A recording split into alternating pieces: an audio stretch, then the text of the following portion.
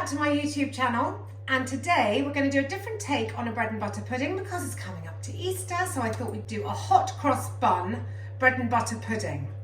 Not a mouthful at all. So what I've done is I've actually bought some mini hot cross buns. You can do this with normal size hot cross buns, that's not a problem.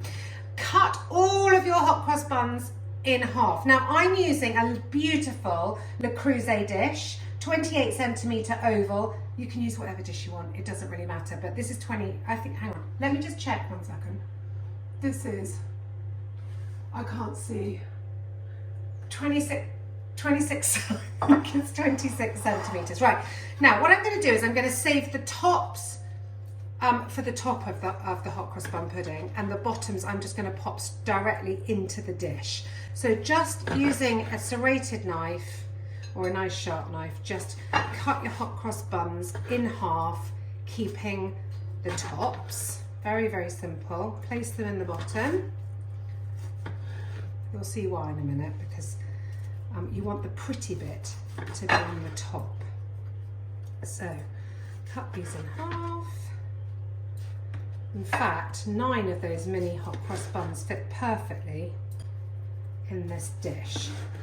Now, once you've got that, so you can see that, once you've got your base, what we need to do now, take a little bit of butter and just lay it on each bit, because this will make it lovely and rich. Gives you the lovely sauce. Just a little bit of butter, or I say a little bit of butter. You can, this is optional, you don't have to do this, but I'm telling you now it makes it much, much nicer. So pop your little bit of butter on there.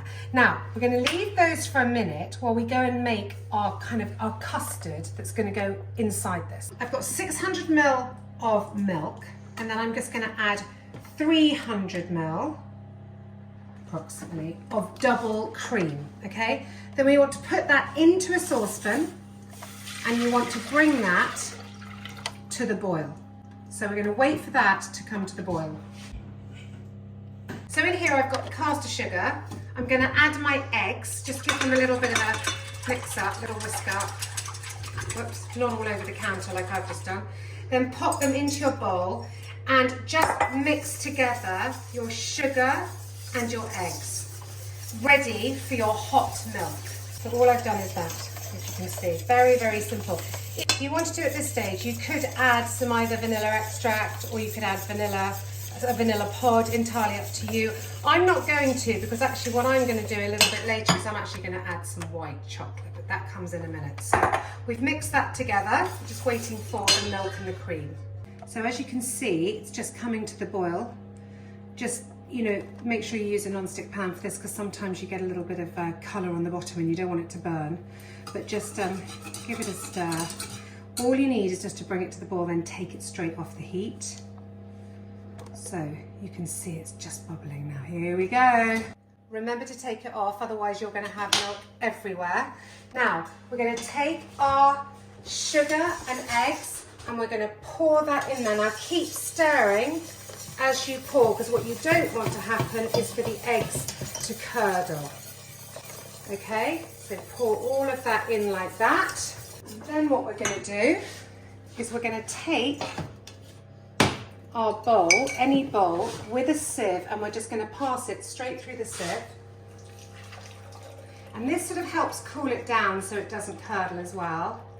Put it into a glass, just a top tip, put it into a glass dish rather than a metal dish once you've cooked it, because in a metal dish the metal will get hot and it will stay hot, and then that carries on cooking your very thin custard, and you don't really want that. So that just takes out any bits and bobs. And there you have, that is going to be the base of your bread and butter pudding. What we're going to do now, because I'm going to turn this into white chocolate, is I've got about 100 grams of white chocolate buttons. Pop them in, and then literally just give them a stir, because that's lovely hot milk and cream. That will melt in there, and that will just then become a white chocolate custard. So, I mean, obviously you could put anything in here. You could put cinnamon in there. You could put cumin if you wanted to. I mean, honestly, anything you can think of that you like the flavour of, you could pop in there. That is just the base of your custard. I'm going to use white chocolate, because why not? So I can feel that has now all melted, because that is so, so hot. Make sure that you've got your oven heated up to 180 degrees. And you could even put it down a little bit, perhaps if you've got a fan oven, maybe you could do it on 170, because what you don't want to do is you want it to cook very, very slowly. Our white chocolate custard is ready, and we're going to pour this over the base that we created earlier of our hot cross buns and a little bit of butter. Now what you need to do is wait for it to soak in, remember that. But in the meantime, you can just stop with that, take the tops of the hot cross buns, which we reserved, if you remember, and you can just place them on the top. What I want to do now is, rather than going all over the top of those, I just want to sort of go round them a bit and top up that custard. So we're going to leave that for about 10 minutes. So we're going to add a tiny bit more because they've soaked it up. Just pop that in like that. And then we're going to pop it in the oven. In it goes at 170 for 40 to 50 minutes. Now for the glaze, because when it comes out of the oven you want to do a nice glaze with it. Just apricot jam. I've got Tiptree apricot jam, a little bit of apricot jam, you don't need a lot, and a tiny bit of water, that's all it is.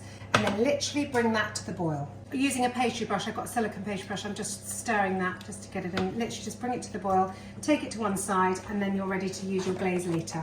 45 minutes, let's take that out of the oven. So I've taken it out of the oven, and now all we need to do is glaze it with our apricot glaze. I've got a Le Creuset pastry brush here.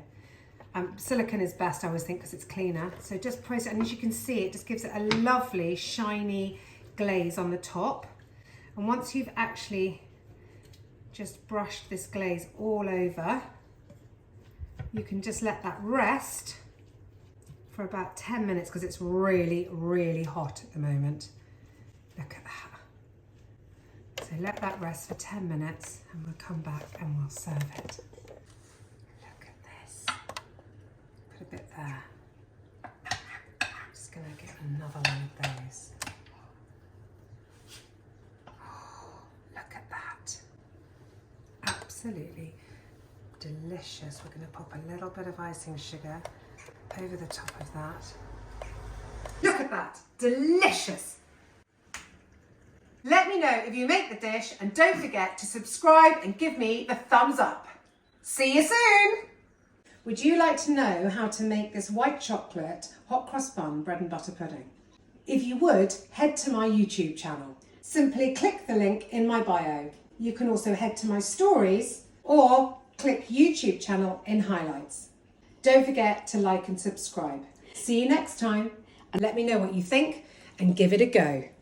Thanks for watching. Bye.